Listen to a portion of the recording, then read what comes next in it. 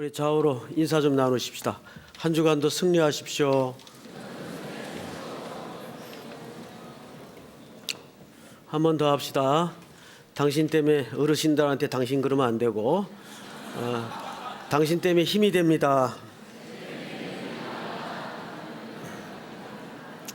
마지막으로 당신에게 힘이 되겠습니다.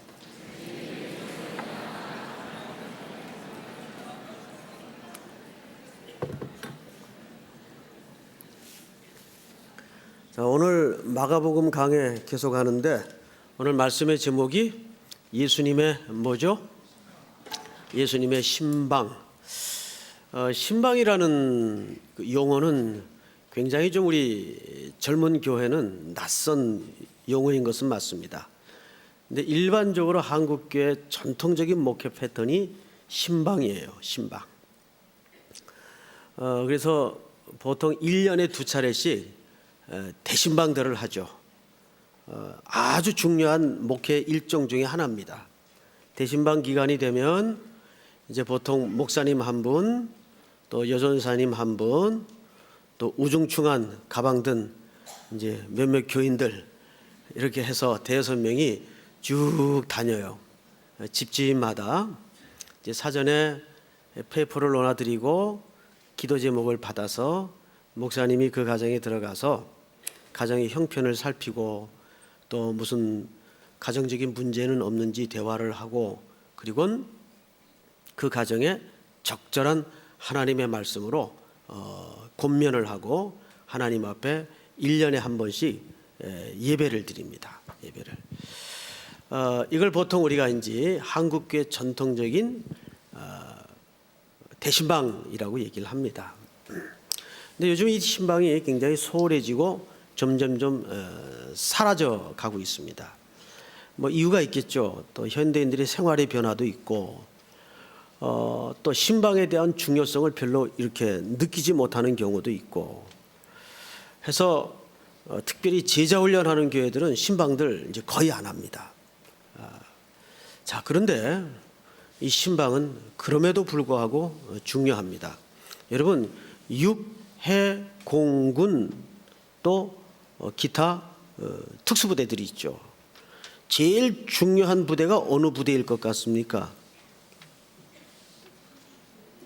각자 자기가 제대한 부대가 제일 중요하다 그러겠죠. 전 주특기가 일빵빵이에요. 보병. 보병이 제일 중요합니다. 왜냐? 비행기로 아무리 폭탄 실어가지고 두드러 부숴도 마지막에는 아군의 군홧발이 찍혀야 내 땅이 됩니다. 맞죠, 여러분? 고지에 아군의 군홧발이 찍혀서 거기에 깃발을 꽂아야 정복이 되는 겁니다. 이런 뭐 군사적인 논리로 억지를 부리지 않더라도 우리의 구원은 어떻게 시작이 되었습니까? 하나님이 인간의 몸을 입으시고 신방하시는 사건으로부터 우리 구원이 시작이 되었습니다. 창세기에 보면 아담이 범죄를 하죠. 범죄하고 나서 제일 먼저 나타난 현상이 하나님을 피하는 겁니다. 이거는 인류 공통적인 현상들이에요. 영적으로 문제가 생긴 사람들은 하나님의 낯을 피해요. 요나가 그랬고 아담이 그랬습니다. 수많은 사람들이 영적으로 문제가 발생할 때 하나님의 낯을 피하여 숨거나 도망가 버립니다. 엘리야도 동굴 속으로 도망가 버렸죠. 그 도망간 길 끝에 주님이 딱 기다리고 있다는 사실을 미처 몰랐겠죠.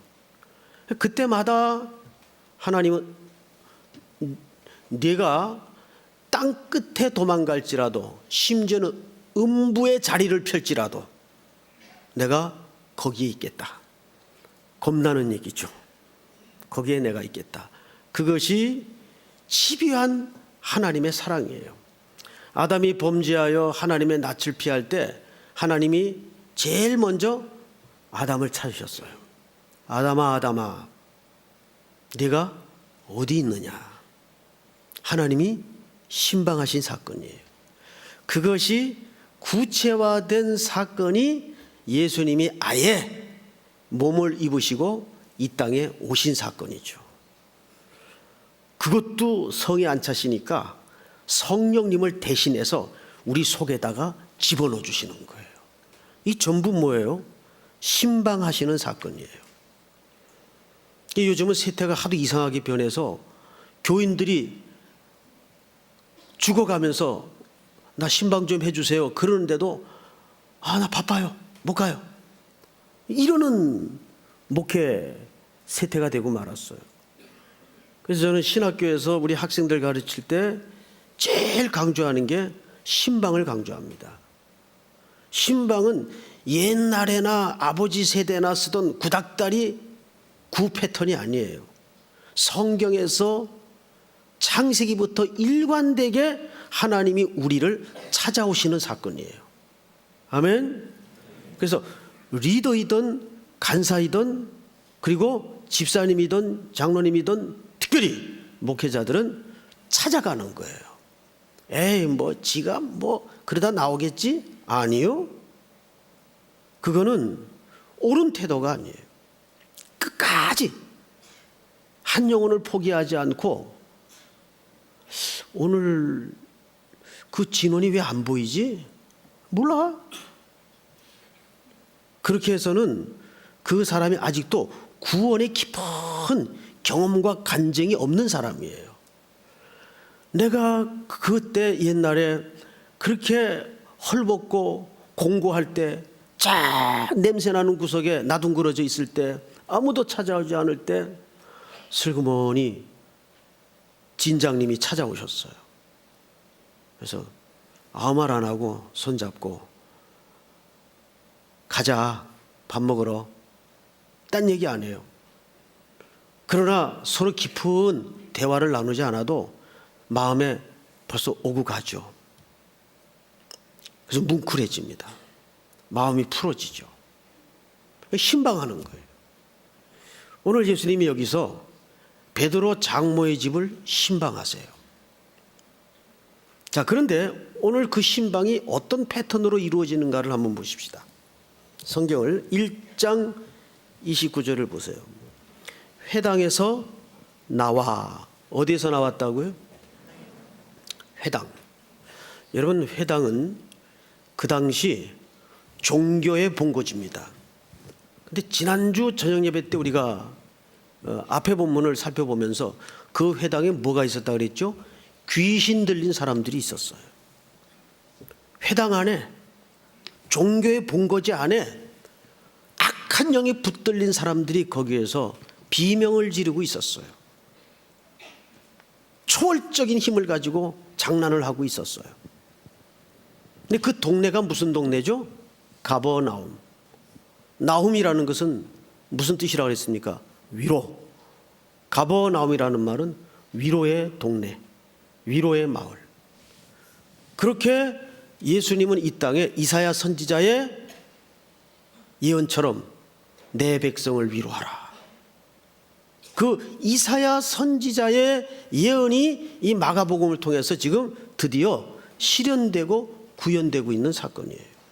가버나움, 위로의 동네에 위로가 필요한 수많은 어둠의 군상들이 웅집돼 있어요. 지난 시간에는 우리가 회당 안에 드글거리는 어둠의 영들에 묶여있는 귀신의 실체를 보았어요. 그런데 오늘은 열병으로 누워있는 베드로의 장모를 만납니다. 그리고 그 현장은 어느 한 가정이에요. 장모의 집이었겠죠. 자, 그런데 오늘 본문을 좀 보십시다. 회당에서 나와 곧 야고보와 요한과 함께 시몬과 안드레의 집에 들어가시니 시몬의 장모가 열병으로 누워 있는지라. 시몬과 안드레의 집에 들어가신 걸로 봐서 이 집은 베드로의 집인 것이 맞습니다. 그러니까 즉 장모님을 모시고 있었던 인물 같아요. 그러니까 늘 이 장모님과는 아침 저녁으로 얼굴을 맞댔던 그런 관계였겠죠. 그런데 여기 보면 열병이라는 병명이 등장을 합니다. 새벽 예배 시간에도 잠깐 한번 언급한 부분이긴 하지만은 이 열병은 명사로 되어 있질 않아요. 이 열병이라는 단어가 명사로 되어 있으면 말 그대로 질병을 얘기합니다. 근데 동사 분사형으로 되어 있어요. 그 말은 무슨 뜻인가 하면 어떤 상태가 반복되는 과정을 설명하고 싶었던 겁니다. 이걸 조금 더 리얼하게 원문을 들여다보면 열을 받아서 그 뜻이에요. 열을 받아서. 열 받아서 생기는 병이 뭐예요? 화병.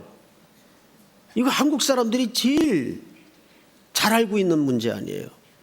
여러분, 한국 사람들이요 굉장히 화가 많은 거 아세요? 느긋하질 못합니다. 한국 사람들이 의외로 화가 많아요. 운전하다가 거리를 흘러가 보면 대번 느낄 수 있어요. 뭐 별 쌍욕을 다 듣습니다. 한국 사람들에게 분노가 많아요. 한국 사회의 분노가 굉장히 위험한 수준이에요. 특별히 어린아이들 가운데도 이 분노 조절이 안 돼서 화가 마음속에 이렇게 얼굴에 화기가 있어요. 화기.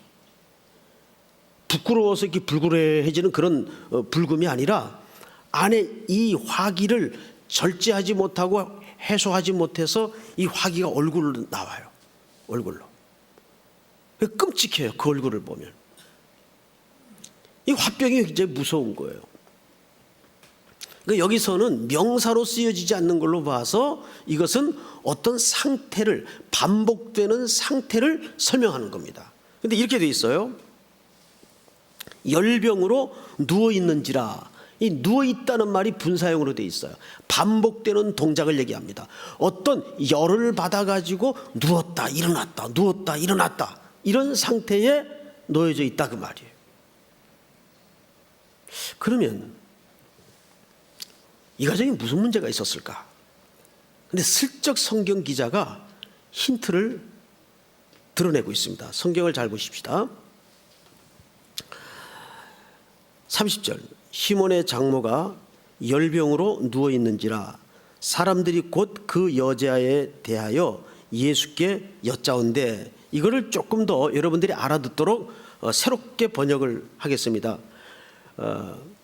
사람들이 그녀에 대해서 예수님께 말씀을 드렸다 그 뜻입니다. 그녀의 무슨 문제에 대해서, 지금 어떤 직면한 상태에 대해서. 무슨 문제였을까요?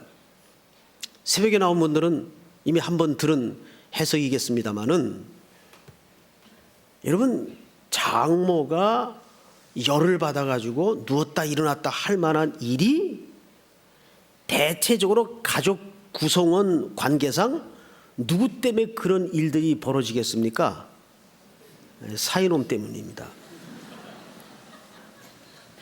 이걸 현대판으로 좀 각색을 하면 이렇게 되는 거죠.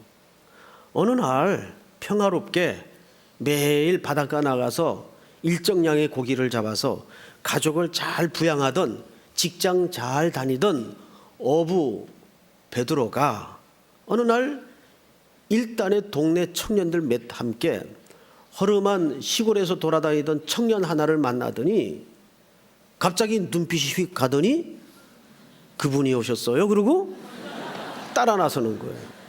다 집어던지고. 이거는 실존의 문제였거든요. 자, 그러면 자연적으로 제일 열나고 불날 상대가 자기 와이프 빼고 누구겠습니까? 장모님이죠. 이런 거죠.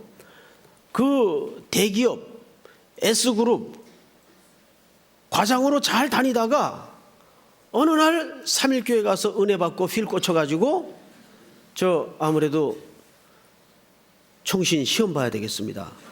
이러고 보따리 싸가지고 양지로 들어간 거예요. 그러면 마누라는 말할 것도 없고 딸하고 늘 같이 생활을 해야 됐던 장모의 입장에서는 얼마나 환장할 일이겠어요. 그럼 가족은 어떡하고. 그리고 며칠씩 눈에 안 나타나는 거예요. 이건 쉽게 얘기하면 그런 차원에서의 아직도 이 영적인 세계에 눈이 열어지지 않는 여인으로서는 당연한 반응입니다. 사실 어머님 고생하시죠. 그런데 집안에 장남이라는 놈이 맨날 시커먼 가방 들고 사당동 총신대학교 교정을 왔다 갔다 하는 모습을 보고 제일 욕을 했던 분이 저희 이모예요. 저놈의 새끼는 자기 집안 형편을 제일 잘 알면서 맨날 저 가방 들고 왔다 갔다 하고 엄마 고생하는 거 안 돌본다고 굉장히 욕을 했어요. 워낙 또 이렇게 입이 거치세요. 입이 거친 데다가 이북분이에요. 이북분. 이북 여자분들이 말이 세고 또 욕도 잘해요. 쌈도 잘하고. 저희 어머님 이북분이거든요. 사나우세요.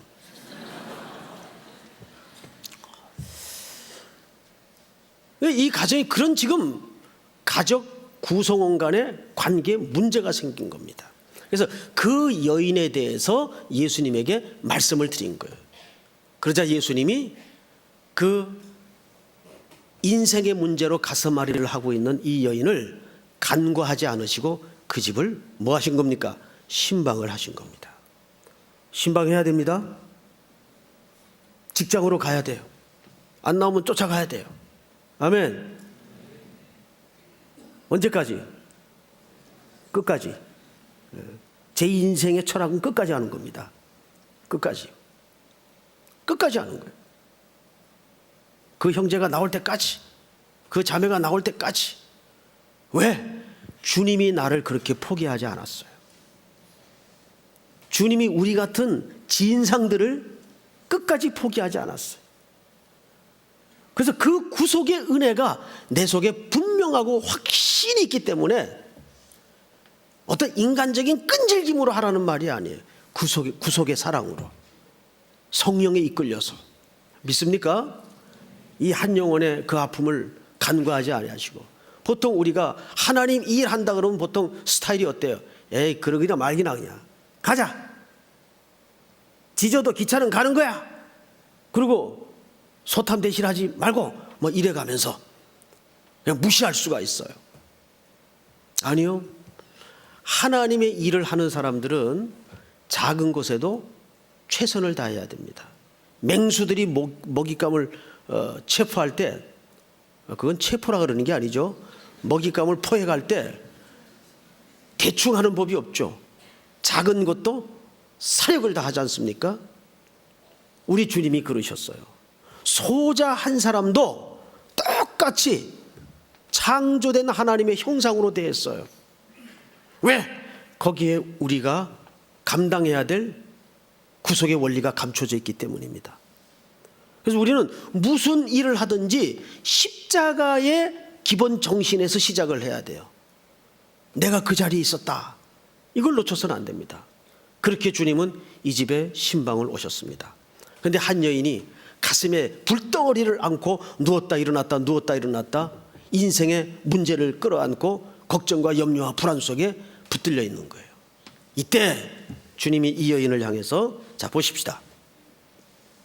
31절 우리 한번 같이 읽어볼까요? 시작. 나아가사 그 손을 잡아 일으키시니 열병이 떠나고 그 여자가 그들에게 수종드니라. 아멘.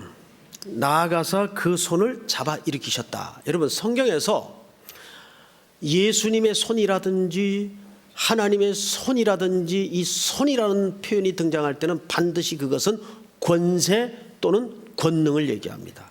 그러니까 이 여인에게 무엇이 지금 터치가 된 겁니까? 하나님의 권능이 터치가 된 거예요. 이것을 마태 기자는 조금 더 정확하게 기술을 했어요. 우리 마태복음 8장을 열어봅니다. 8장 14절.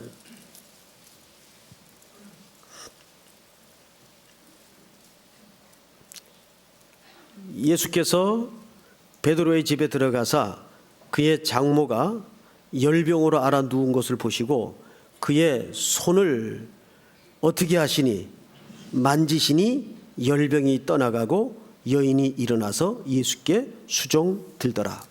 자, 마태 기자는 그 여인의 손을 어떻게 했다고 기록하고 있죠? 만졌다, 만졌다.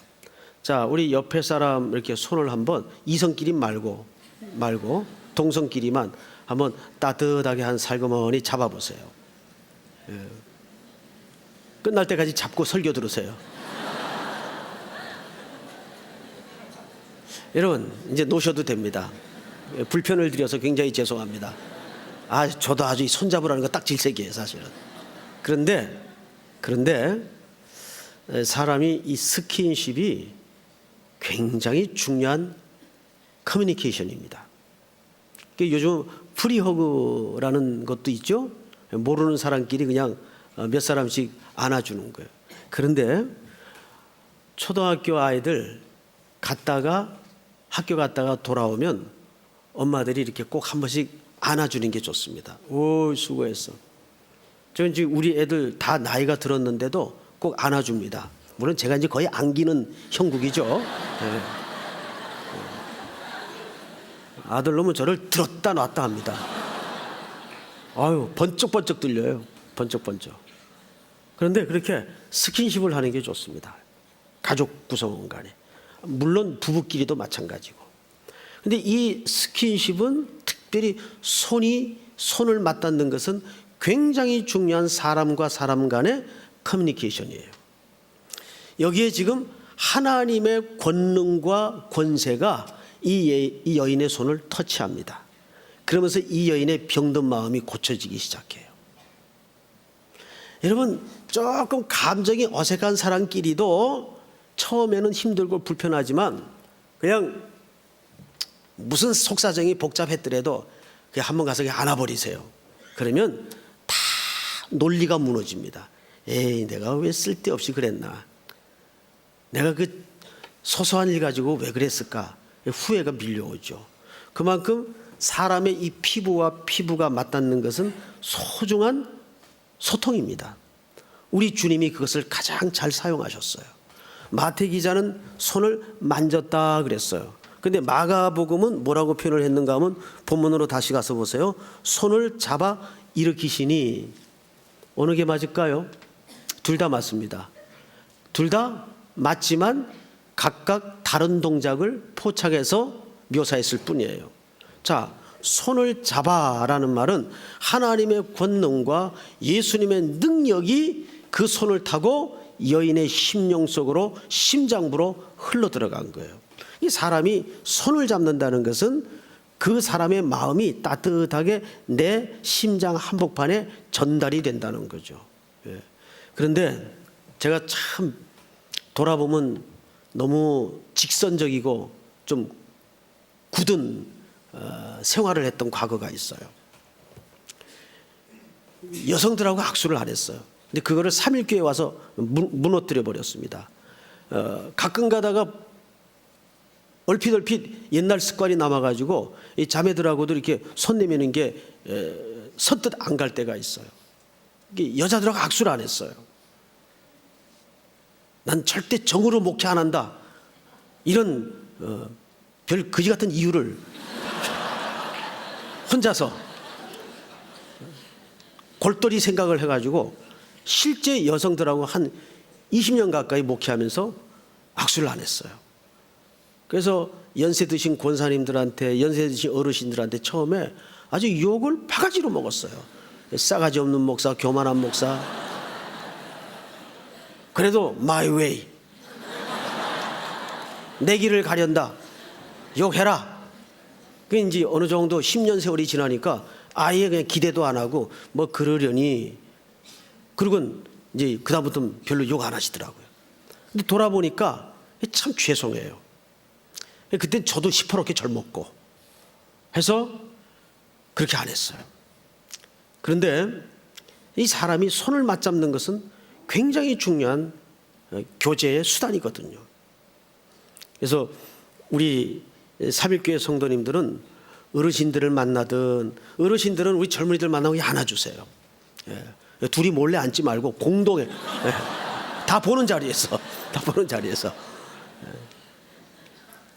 손을 잡아 어떻게 했다 그랬죠? 일으켰다. 근데 이 일으켰다는 말이 굉장히 중요한 말입니다. 한번 따라서 해볼까요? 에게이로. 에게이로. 이 말은 부활의 용어입니다. 하나님의 권능이 예수님의 손을 통해서 이 여인의 병든 마음에 짜릿하게 들어가니까 이 여인의 죽은 영혼이 회복이 되고 병든 마음이 고쳐지는 거예요. 예수의 생명이 들어가기 시작하는 거예요. 믿습니까? 그래서 에게이로 일으켰다라는 말은 이 여인이 살아나는 거예요. 지금까지는 그냥 물질적 세계관에 꽉 묶여서 먹고 사는 문제에만 걱정이 가득했어요. 보통 사람들의 삶의 스타일이 다 그렇잖아요. 이놈의 자식, 처자식은 어떡하라고, 누굴 따라놔서 이 판에. 이게 당연한 장모로서의 염려와 근심과 걱정이었을 거예요. 그런데 그것을 뛰어넘는 무언가가 가슴 한복판에 불덩어리처럼, 옛날에 그 불덩어리가 아니라 인생을 바꾸는 불덩어리가 마음속에 들어온 겁니다. 일으키니 여기에 철저하게 항상 주님이 주도적입니다. 이 여인이 고쳐주세요 이런 호소도 없어요. 일방적으로 찾아오시고 일방적으로 손대시고 일방적으로 일으키는 역사예요. 믿습니까? 그렇게 구원은 시작이 되고 이루어집니다. 에게이로 일어납니다. 일어난 게 다가 아니에요. 일어나서 어떻게 됐죠? 성경을 잘 보세요. 자, 31절 열병이 떠나고 일으키신 열병이 떠나고 여자가 그들에게 뭐하죠? 욕을 퍼붓던 그 무리들에게 여인은 섬김의 자세로 확 뒤집어집니다. 이걸 이제 인생이 뒤집어졌다 그러는 거예요. 자, 그런데 여기서 이 여인이 수종든이라는 이 고백은 마가복음 전체의 실질적인 주제가 됩니다. 왜? 여러분, 마가복음은 마가라는 인물을 통해서 드러내고 싶었던 하나의 메시지가 있어요. 섬기러 오신 예수님을 드러내고자 하는데 초점이 마가복음의 기록의 목적이에요. 그래서 마가복음의 키워드, 핵심 구절이 뭐냐 하면 마가복음 10장 45절 다 같이 열어보십시다. 10장 45절. 자, 시작. 인자가 온 곳은 섬김을 받으러 함이 아니라 도리어 섬기려 하고 자기 목숨을 많은 사람의 대속물로 주려 함이니라. 다시 한번 시작. 인자가 온 곳은 섬김을 받으려 함이 아니라 도리어 섬기려 하고 자기 목숨을 많은 사람의 대속물로 주려 함이니라. 아멘. 최초로 마가복음 기자를 통해서 육신의 병을 고쳐낸 개인의 기록 현장이 오늘 베드로 장모의 열병을 고치는 현장이에요. 근데 그 고침이 무슨 결과물로 나타났는가 하면 그 고침받은 자가 일으킴을 얻고 어떤 자로 바뀌었어요? 섬기는 자로 바뀌었다는 겁니다. 수종드는 자로 바뀌었다는 겁니다. 이 수종드니라라는 단어에서 무슨 단어가 파생이 됐는가 하면 집사라는 말이 이 단어에서 나옵니다. 이 집사는 무슨 직책이에요? 수종드는 자예요. 원래 그 집사라는 말의 어원이 밥상 옆에서 서빙하다 그 뜻이에요. 그게 집사의 직책이에요. 섬기는 거예요. 이것이 실질적으로 마가복음 전체의 굵은 주제입니다.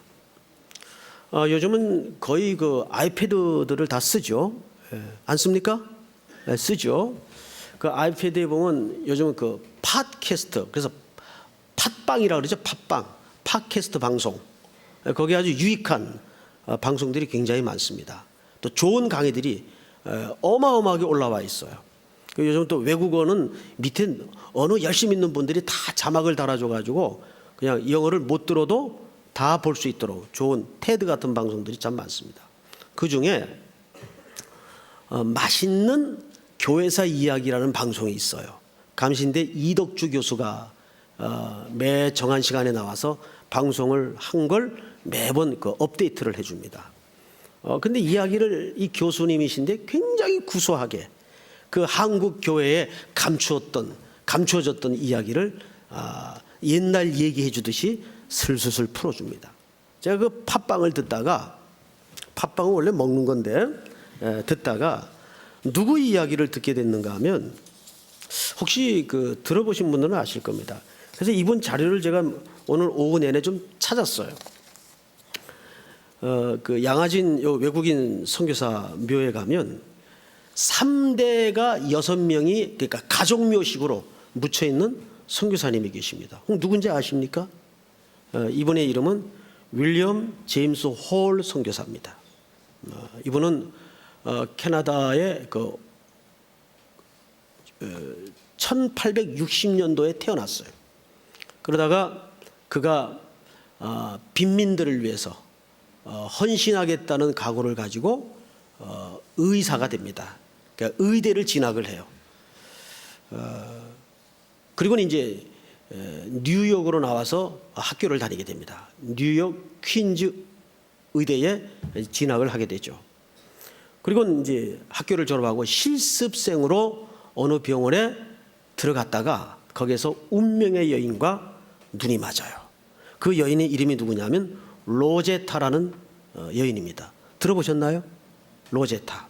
굉장히 유명한 여인입니다.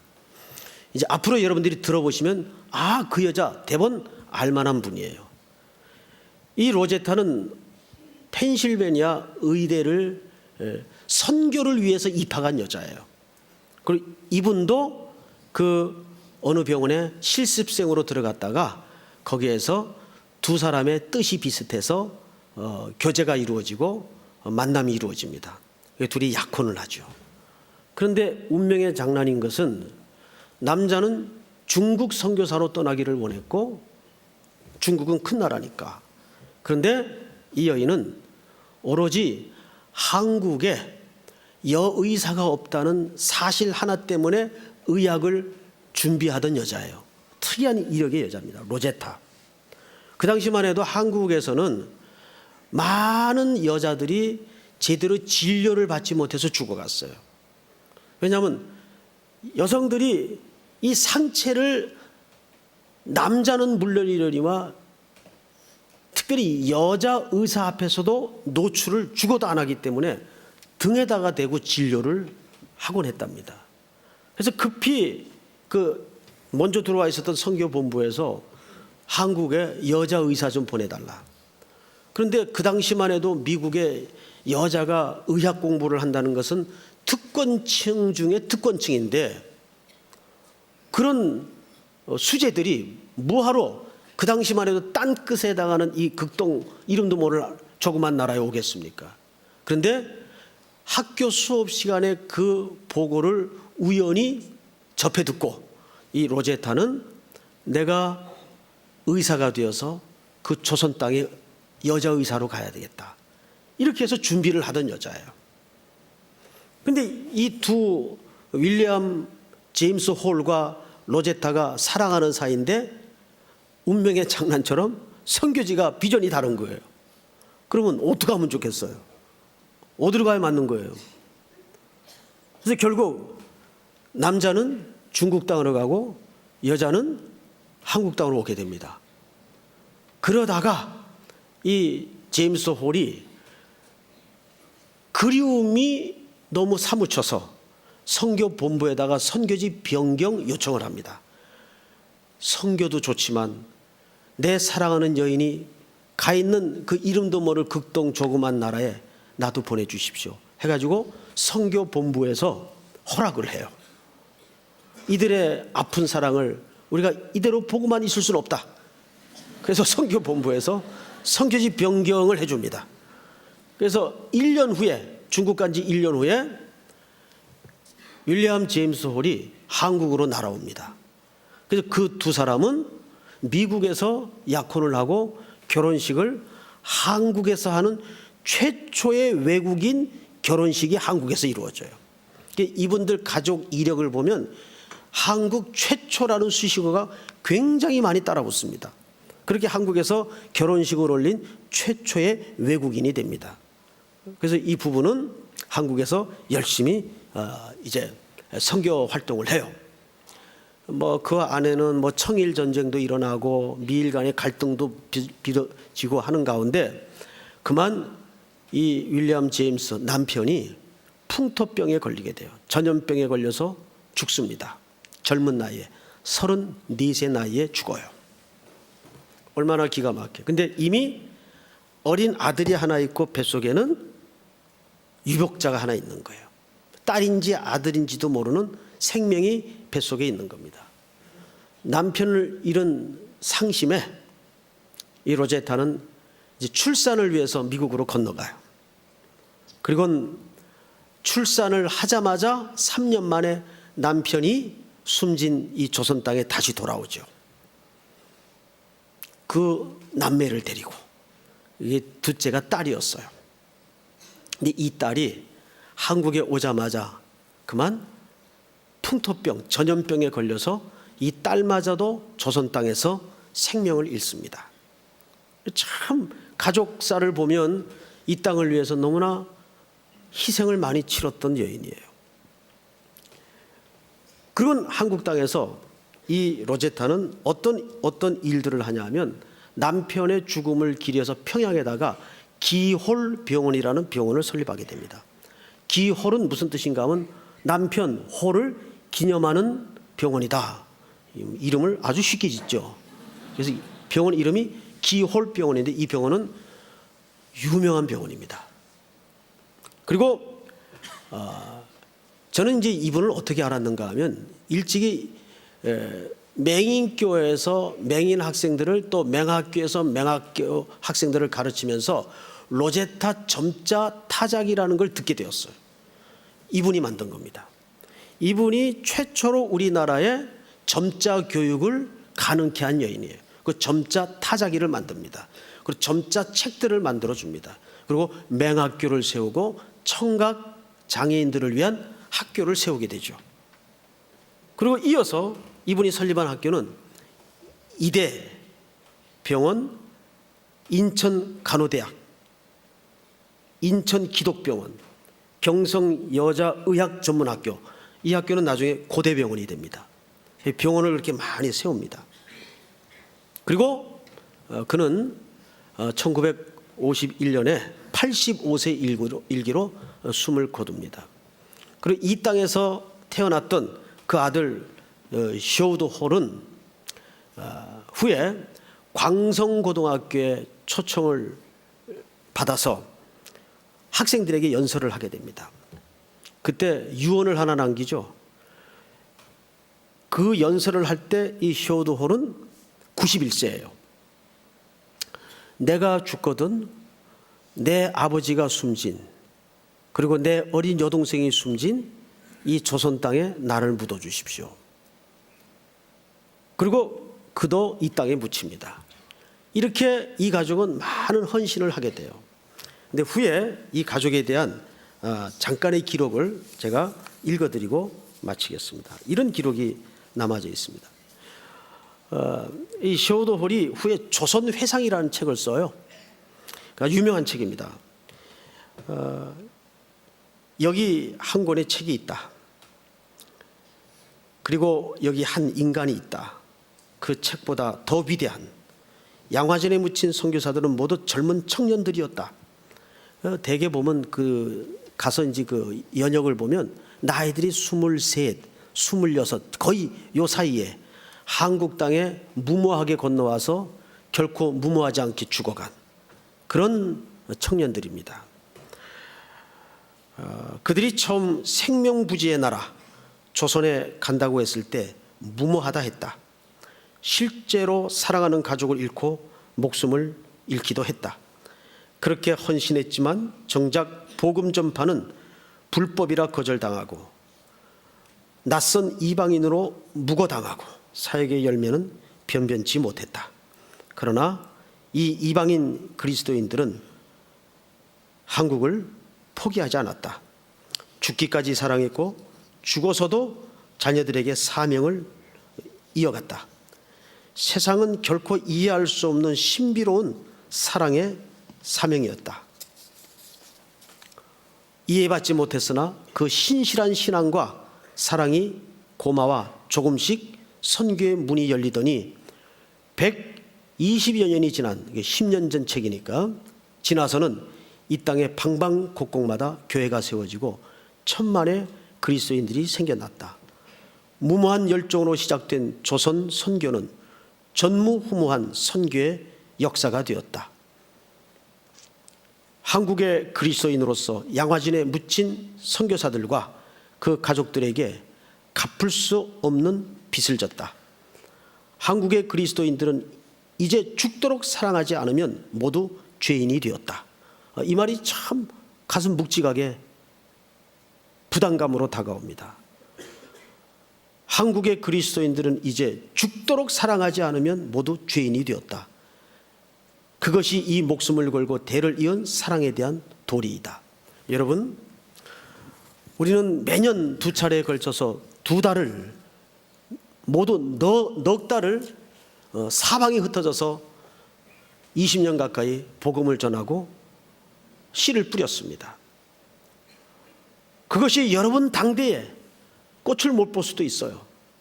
그러나 그것은 참 무모한 시간이었던 것 같아요. 그렇게 보여집니다.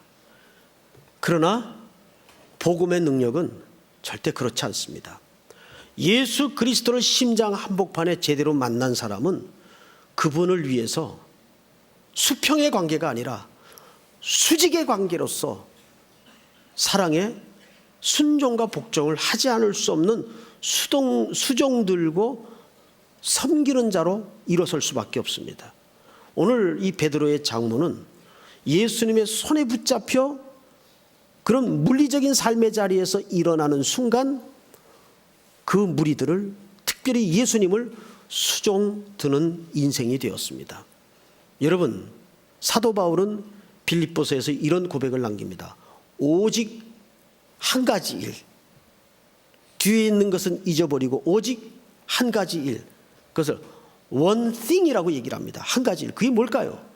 복음을 전하고 그 복음을 위해서 섬기는 일이었습니다.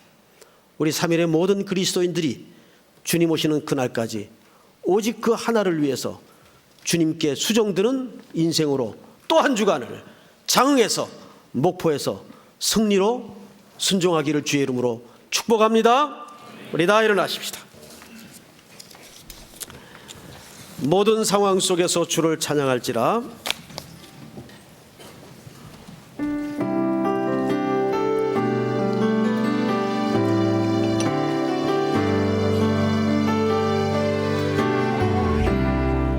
모든 상황 속에서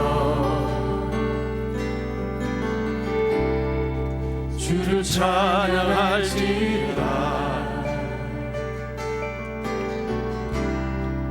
주는 너의 큰 사랑,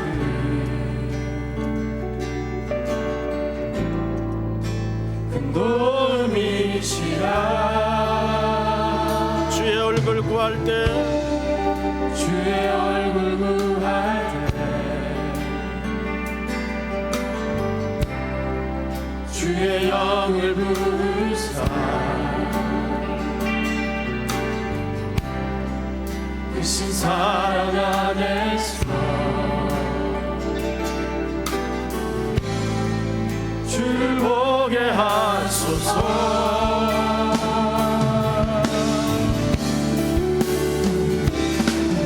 내 영혼이 확정되고 확정되어 싸우니 이내 눈 들어 주를 바라봅니다.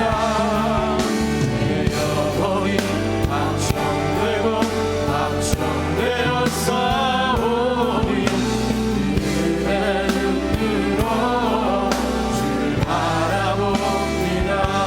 내 영혼이 모든 상황 속에서, 모든 상황 속에서 주를 찬양할지라.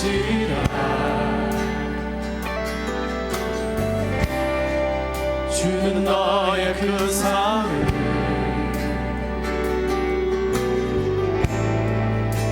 큰 도움이시라.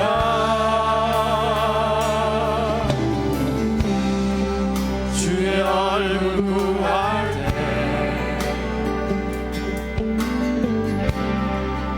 주의 영을 불사 크신 사랑 안에서 크신 사랑 안에서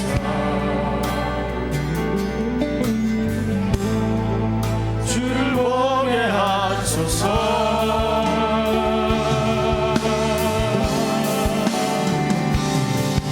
내 영혼이 방청되고 방청되어 싸우니 믿음의 눈 들어 주를 바라보리라. 내 영혼이 방청되고 방청되어 싸우니 믿음의 눈 들어 주를 바라봅니다. 주를 찬양할 때 주의 나라 이미 임했네. 그의 영원한 나라 오게 하소서. 두 손 높이 들고 내 영혼이 방청되고 방청되어 싸우니 믿음의 눈 들어 주를 바라봅니다.